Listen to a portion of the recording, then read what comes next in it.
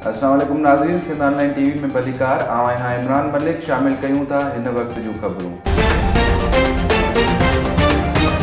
नाज़रीन, सिंधी अदबी संगत चूहड़ जमाली पारां शाह बंदर सुजाग फार्म जे साकार सां ईद मिलन मुशाइरे तक़रीब हाई स्कूल चूहड़ जमाली में थी गुज़री, जंहिंजी सदारत नाले वारे शाइर ऐं अदीब सिंधी अदबी संगत शाख मकली जे सेक्रेटरी रमज़ान मेमण कई, जॾहिं त तक़रीब जा ख़ासि महिमान नामियार शाइर इक़बाल शाहीन, नूर सराही ऐं नंगर अदबी घर जो सरवाण हमीद मेरहानवी हुआ। तख़लीक़कार पंहिंजी शाइरी पढ़ी, उन्हनि में महबूब बिरोही, साबिर चांडो, शहज़ाद मेमण, वज़ीर सनम कुंबर, फ़कीर अली, मोहम्मद एजाज़ी, साहिल सोमार, नाशाद मल्ला, शकील पारस, राज नवाज़ बारण, मलूक शाह भाॾाई, फ़कीर अकमल मंगणहार, मीर ट्रगड़ अली, हसन खासकेली, खुदा ॾिनो ठाराणवी, वाहिद सूरक मल्ला, उर्स ओठो, असद मेरहानवी, मोहम्मद बारण, इक़बाल शाहीन, नूर सराई, हमीद मेरहानवी ऐं रमज़ान मेमण शामिल आहिनि। उन मौक़े ते सदर महफ़िल सिंध जे अदबी संगत मकली जे सेक्रेटरी सीनियर शाइर अदीब रमज़ान मेमण चयो त असांजे साहिली ज़िलनि सजावल ऐं ठठे जी सरज़मीन इल्मी ऐं अदबी हवाले सां हमेशह ज़रखेज़ रही आहे। उन ई खिते में मौलवी हाजी अहमद मल्ला, सरवेज सजावल,